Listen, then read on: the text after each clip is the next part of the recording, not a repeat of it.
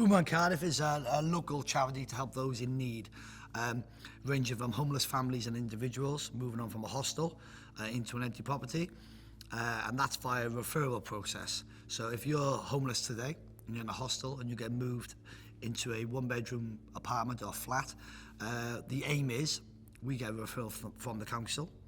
We then meet the person when they're moving in with a bed, a sofa, chest of drawers, wardrobe, plates, glasses, cutlery, pots, pans, and then we always ask the extra question: TV unit, ironing board, kitchen condiments, kitchen utensils. The everyday items we take for granted. Anyone can have an empty place, but the minute you make it a home, and that is what will separate you from becoming homeless again and sustaining your existing tenancy, and hopefully getting back on with life, and contributing and enjoying your life, your well-being, your self-esteem, your confidence. Everything around you naturally builds once you've got that foundation in place. So when we first started Boomerang Cardiff, the aim was help working families. However, that was quickly broadened to help any individual in need via either a referral process, you ask them for an individual donation. Boomerang Cardiff is the umbrella of the organisation, a registered charity, and our objectives are working families, loneliness and social isolation, education and community, and then obviously the homelessness and rough sleepers. We have a community centre stroke indoor training facility over in Tremorfa, and that's all about getting kids off the parks, away out of the elements of the weather. Their mums, dads, aunties, uncles, grandparents can watch them in a safe environment, train. I believe, and a lot of people around me believe, that it will set them off steady for the future ahead. So it's not just a case of giving someone a meal, it's about sitting and having a conversation with them, and also then you can identify the reality of some of these kids at home. We live in a socially deprived area. Out of 46 suburbs in Cardiff, I believe there's 20 who are socially deprived. So only by speaking to these kids can we realise how crap their lives are at home. If you look at one of our objectives, which is community and education, we are liaising and we're collaborating with schools. I've gone to local schools. I've sat there in a chair like this with 300-400 little eyes looking at me, and the teachers open up the floor and the kids ask me questions. When I reflect on and I speak to the teachers afterwards, I've just educated 300-400 kids on poverty. Through one school I went to, 12 families come forward within 2 days of me doing that presentation. The kids have gone home. They've clearly listened to what I said. They've gone home, said to mum, dad, nan, grand, whoever their guardian is, why am I sleeping on a sofa? Why haven't my clothes got a wardrobe for them to go in? Why are we sharing a plate? Boomerang Cardiff was launched on October the 29th, 2016, and we were officially given status on May the 5th, 2017. I remember it clearly because we were carrying a 3-seater leather sofa up 8 flights of stairs in Gibraltar. However, when that email came through, we were singing our charity number up and down the stairs. It was truly amazing. The idea started around about 2013, 14. It's because I was homeless myself. I was a working person, had my own business. I fell on very hard times very quickly. Before I knew it, there was no help for me. I went to the government, local authority, because I worked. I was just told you should be putting money aside for the situation you find yourself in right now. I lost my rag, went back to my business. I slept in the bush. I didn't want my staff to know, my family to know. However, I finally got my head together and realised, well, I rent in a unit. I'll just live in my unit. Upon that, a friend of mine split from his wife, so I give him a place to live. We were having a few drinks, as people do, and the idea came about, how do we help more working people? Because we felt, and still do feel, the working generation in this country, or the working folk, are left behind. So we decided, what is good if you throw it out? You throw a boomerang, and guess what? It comes back. So if we throw out positive vibes hopefully will come back. We were buzzing off the thought of helping others. And also we didn't want, especially me, I didn't want anyone going through what I went through. I went to the bottom of the pit. I went to the bridge, I was going to end it. Why? I didn't want to die. I just wanted the pain to stop. The day I decided not to take my life and decided, man up, brush it off and get on with it. However, that don't work for everyone. It's not as easy as that. Was I suffering from mental health? I don't know. But what I do know is that I overcome it. Because I set myself a goal, I set myself objectives. And within 4 months of starting Boomerang Cardiff, I lost my mum. My mum passed. But you know what? And I know my mum would be proud of me saying this. If it wasn't for that, Boomerang Cardiff wouldn't be here today. Because I worked 20-hour shifts. I dug deep. I went out in a van, collecting from all sorts of houses, flats, places, and I was able to help hundreds and hundreds and hundreds of people through the strength of grief. I used that grief to a positive. So Boomerang was born. The idea was we have a party centre, we do parties for children, and we help 100 working people per year. By Christmas time, we helped over 600 families. We kept going with it. It was crazy, 20-hour days. But you know what? It was such a buzz, seeing people smile, seeing people happy. But at the same time, the reality of it was, why is so many people reaching out for help? And also, these are not all working families. These were support workers, social workers, housing officers, major companies within Cardiff using us to help their clients. Here we are now in January 2022. We've helped 20,000 families. We've employed 16 staff along the way, taken 11 homeless individuals off the streets into flats, 8 of whom went into employment. The philosophy and the objectives for Boomerang Cardiff are very much that we've been there, we've seen it, we've worn a t-shirt, got the badge, wearing the hat, and as a human, and not just myself, the whole team, this is our ethos. We don't want anyone else having to go through that pain. And also when you're an adult and you fall on hard times, why is it taking 8 months to get back on track? It should be instant. Nobody becomes homeless from not having a sofa. However, it's a knock-on effect, a snowball, a roller coaster of different things at different stages, when the last thing, which is the cherry on the cake, is too late then. The eviction notice starts. The well-being is so deflated.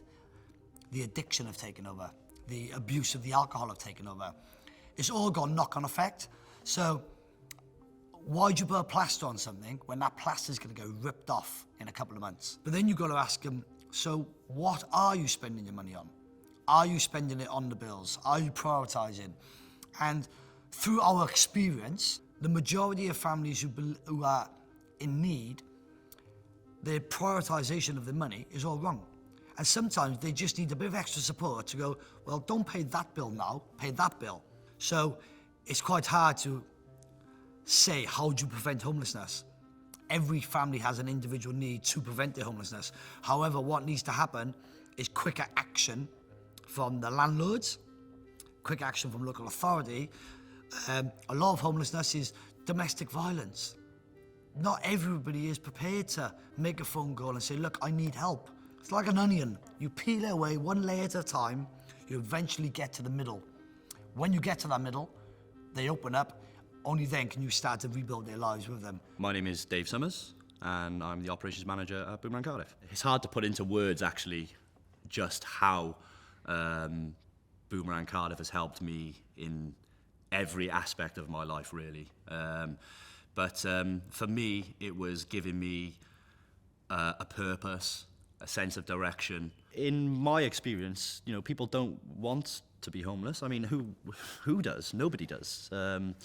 I mean, it's not a life aspiration of somebody, you know, what do you want to be when you're older? I want to be homeless. It's just not a thing.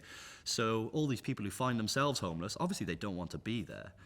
I mean, for me, I spent 6 months sleeping in a hedge. You know, I'd found a nice little hedge, the back of town, nobody used to go there. And and I'd almost decorated it, you know. I'd got bits of plywood, I'd padded it out, and it was mine. It was mine, and I was quite content for a while.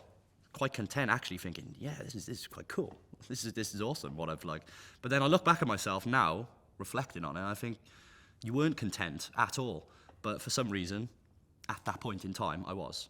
The advice that I would give to anyone who found themselves in my situation, homeless, don't know what to do, low life direction, nowhere to turn, or felt like it, would be to don't become a product of your environment. It would have been so easy for, you know, to start drinking or taking drugs or to forget, to, you know, because again, nobody wants to be in that situation. You're in it, but you want to forget about it at the same time. So you turn to these substances, and, you know, once you have a substance issue, you know, mental health issues, they seem to be coupled with substance misuse issues.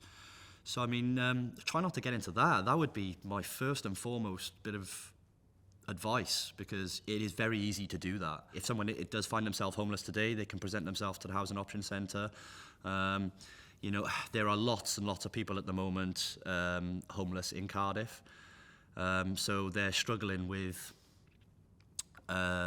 spaces anywhere, really, which is why they have to keep it to people who have what they deem a local connection. So, and it stops sort of anyone from outside coming and accessing the services that are in Cardiff, which I believe, you know, are very, very good for the homeless demographic. There are lots and lots of services and organisations and just straight up kind individuals out there who will bend over backwards for the homeless demographic in Cardiff. And you see it because you've got people from like the valleys, and people from England will come specifically to Cardiff to beg or to try and obtain help through the services that are in Cardiff. Hi, my name is Rodri Jones, warehouse manager here at Boomerang Cardiff. Being homeless, difficult because I was going through a mental breakdown. I didn't want to speak to anybody, any people at all. I was happy out on the streets because I wasn't speaking to nobody. I'd stay away from them, I'd avoid people all the time. When I met certain people out in the streets who guided me here, that's when I started to change, because I just felt the warmth from them people. Boomerang Cardiff has helped me gain massively again in confidence, have faith in people again, which I totally lost. There are people out there who do need desperately to talk to someone, even if you're a complete stranger. They want to sit down and talk, and just hopefully get them out of this, get them off the streets, get them out of the homelessness, just get them somewhere to live, get them somewhere to work. The residents of this community of Cardiff should know that there's a door open when they need to walk through it.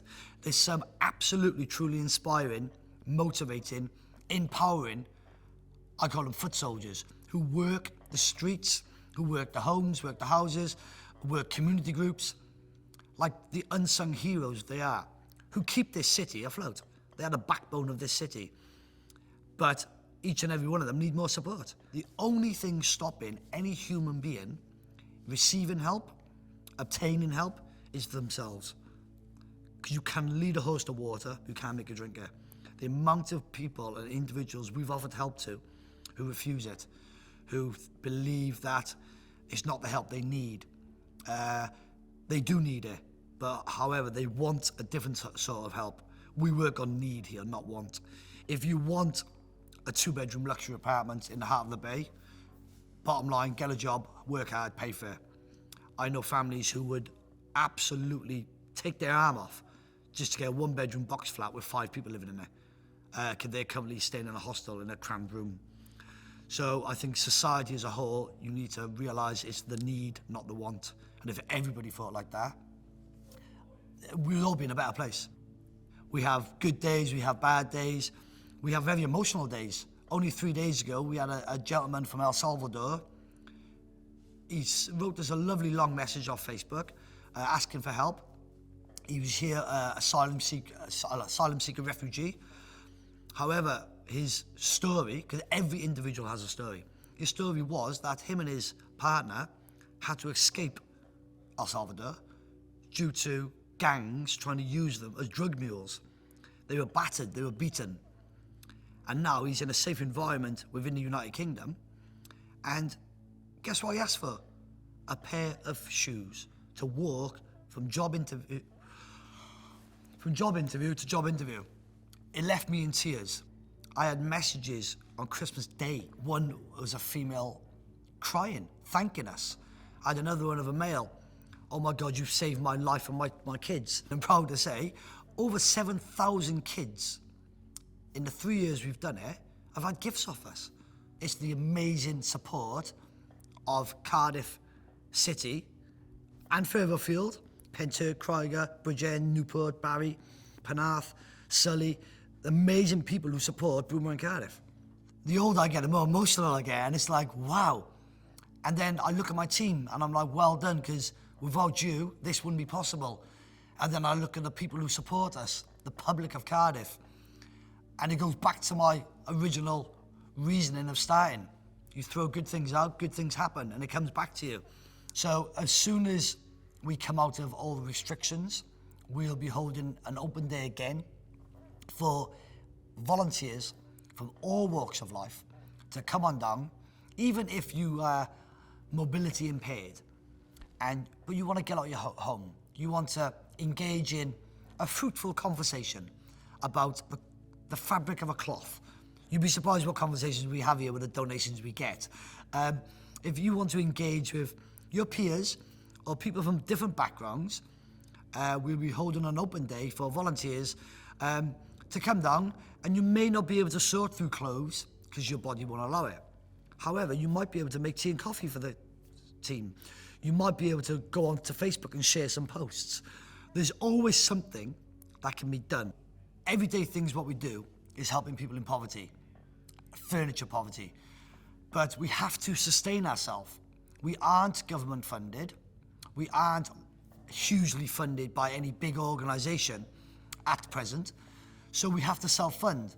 Guys in the public, if you are trying to help us, please, please bear in mind, if you are trying to give us a mattress, a sofa, a wardrobe, clothing, ask yourself, would you give this to your mother? Would you give this to your daughter? Could you sell this? Well, why are you getting rid of this piece of furniture?